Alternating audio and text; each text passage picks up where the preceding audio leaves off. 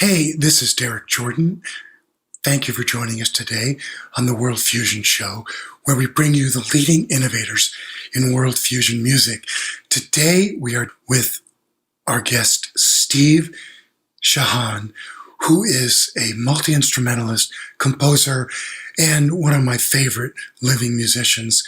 And he's joining us today, again, from his home outside of Paris. Welcome, Steve Shehan, to the World Fusion Show once again.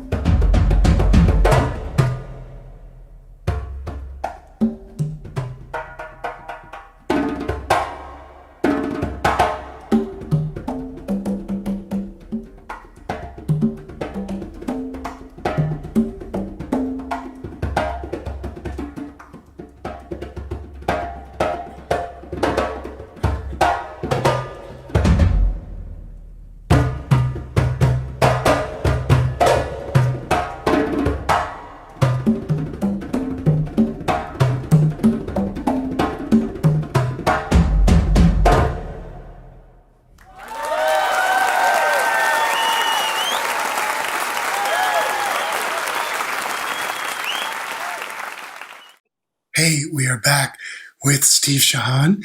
And Steve, I wanted to ask you about your experience in the desert in Algeria and another very magical spiritual encounter Oh, that yes. you did not Oh, yes. anticipate.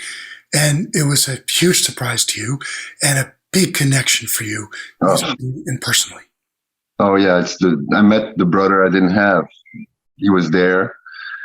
And the way we met is fun because I went there to try to find musicians for huge companies in France that would go there for just 3, 4 days, and they wanted to entertain big moguls of big companies. But I went there. I never been there before. At the border of Libya, Niger, and Algeria, a little town called Janet.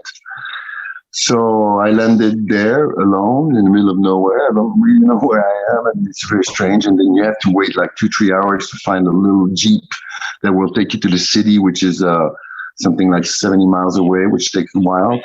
And so you wait. And okay, when the car is packed, then you can go. So the car gets packed. The guy beside me has all the Tuaregs totally covered from head to toe. And I noticed that he's looking at some information about surgery tools and stuff like this. And I was reading about equipment, aeronautic for airplanes, because I was kind of bringing some parts for the Boeings in Algeria because they had an embargo going on. And I had a lot of friends in Algeria. So we were sitting side to side, and And he said, "Oh, you're into mechanics and stuff?" And I'm like, "Yeah, well, I'm just trying to, see if I can find some stuff that I can bring to some friend pilots." And I'm looking at him and said, "And wow, it's interesting. What are you looking at?" And the guy says, "I'm a surgeon." "Oh, okay." And we talked, we sympathized, and said, "You should come." I tell him what I'm doing there, and I have no clue of where I'm going to go. It's a tiny place, there's no hotels and big thing. It's a tiny little town on the border of Niger and Libya. And he said, "Well, come to my place. We'll drink some tea, we'll talk." And we get to his place. The first thing he does, and I noticed there's a lute hanging on the wall. A lute is really not the instrument of this region. The Tuaregs don't play lute. Lute is Arabic. It's another culture. The guy takes the lute, starts singing and playing, and it's just so poetic, so elegant, so wow. I mean, I'm amazed. And so we start playing. And we played for 15 years. We did 3 CDs. I did an anthology of the music of the women of this region. I did a record with his son, and unfortunately, Bali died. But then the first thing that's funny, and what are the odds? His name is Bali. Wow. I mean, and it's the only one in the Tuareg and the Sahara that's named Bali. It's a surname that they gave him when he was a kid. So it's funny. That's why the CD is called From Bali to Bali, in the film that was made on my life. So, yeah, I started working in these regions a lot with him, but it took me to, Mauritania, Mali, all those desert regions that are amazing. There's so many subtle, different types of music, of poetry, elegant people, generous people, not at all the image we have here. Of course, it's corrupted by what's going on, wars and stuff, and especially this war in Libya, thanks to the French. What they did with Gaddafi is totally stupid, because now, as you can see, it's havoc. It's totally, the Islam power is just killing everything. And the Tuaregs are not like that. It's a long story. We could talk about it for hours. But anyhow, they're gentle and very elegant and really faithful people. And I was lucky enough to travel in Libya as well. When I say travel, it's travel with camels, walk. You go walking for a month or something. I did that in Ethiopia, in Djibouti, in Yemen, those places where people have very little. Anything is really precious. A few dates, water, but it shows you how important everything is and how important it is to share. So, and with Bali, well, we worked together. He was an amazing lyric writer, and he played the oud, the lute, fantastically. And we were together into creating. It's not like I went there and I took his stuff and I, improvised stuff on it. We were both creating, composing, and it was a sense of freedom for him, for me, that was really unique. He was really the only guy who had this way of approaching creation. So it worked perfectly. We had a great time. We toured a little bit. We had a band. Then he disappeared, killed by the local mafia, probably, something like that. But anyhow, it was a wonderful moment of my life. And it really, I had a lot to learn about immensity, desert, as I said, you don't know who will save you, but someone will save you. And it's important to have this in mind. You never know who will save you. So before judging, think twice, because maybe this person you think it's a little strange, maybe this person will save you. And it did happen to me a few times. So it teaches you how to be careful with judging. Yes. But I'm thankful to all this period of my life, which I did the same in Mauritania. I did an anthology of the music of the women of the Bandarguin.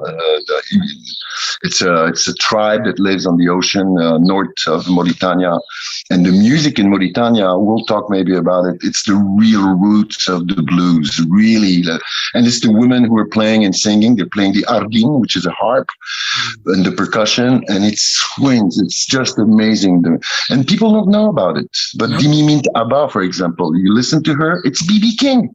Really, you transpose what she's singing and playing on the harp, on the guitar, it's B.B. King Power 100. Really, it's that strong.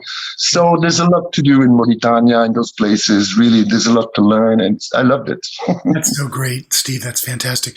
I'd love to go to some sound from your CD with Bali to Bali. With pleasure. Share that with our audience. With pleasure.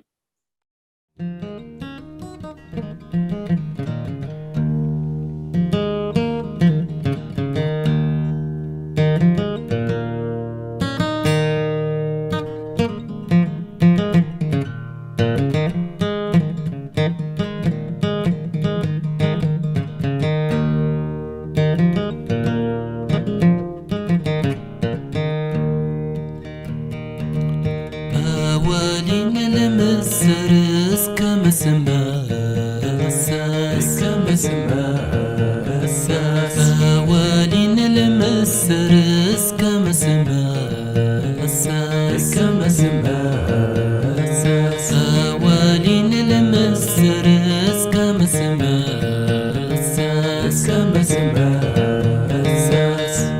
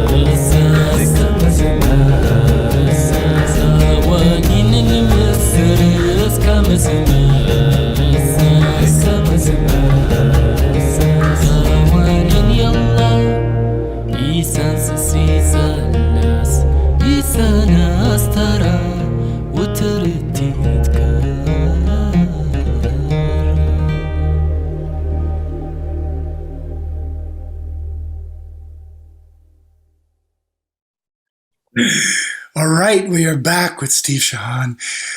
You know, you had a period of your life where you were very in demand by other musicians like Paul Simon and other people and played on their records and recordings. And I'd love you to share some of those experiences with our audience. Yeah, well, I was lucky. People like John McLaughlin or Nitin Soni in London.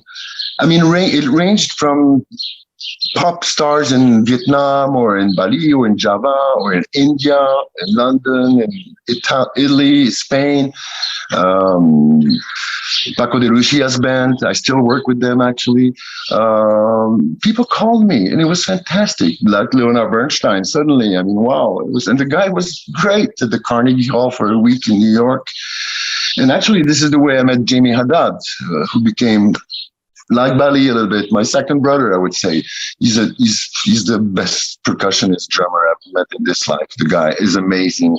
The soul is amazing. It's wow. He's a 100% lesson of the beauty of mankind. Really, Jamie Haddad. He plays with everyone from Herbie Hancock to Paul Simon and stuff like that. The guy is amazing. He teaches at Berkeley. Wow, he's stunning. And yes, I was lucky to be suddenly linked and meet Paul Simon. Surprisingly, I didn't expect it, but he called me one day in Paris and said, okay, I would like to meet you. I heard what you did with some inspiration from Yemen, and I would like you to try to adapt it on my words and my music. Wow, it's challenging, interesting. So he flew me to New York the next day, and he gave me a few hours to decide if I want to work with him and stay with him. I like that. It's fast and decisions. And I ended up working with him for over 10 years. And he became a friend. The guy is amazing. He's a beautiful soul, really. He searches. He asks himself questions. He's a very spiritual person and an amazing musician, a melodist that's just stunning. And his lyrics are amazing. Really, because I didn't really listen to him a lot. I didn't know him. I heard, of course, Simon and Garfunkel and stuff like this, but it was really far away from what I listened to. But suddenly I realized that he did some great stuff. Rhythm of Saints is an amazing record. And we did a record. He based it on the percussion. That was new for him, with Jamie and myself, and Steve Gadd joined at the end. But it was wonderful to work like this, and that he trusted us. And the record is interesting. It didn't make the huge hit, Graceland and stuff like this, but it's a great record. You're the One, it's called. So yes, people like him, a lot of people in Europe, famous, called me, and I'm very thankful because I learned from what I don't know, and I learned from these. Some are elegant, some are terrible, some I shouldn't have met them maybe, but yeah, some are. Lately, John Hassel, before he passed away, I was lucky to spend a few years with him.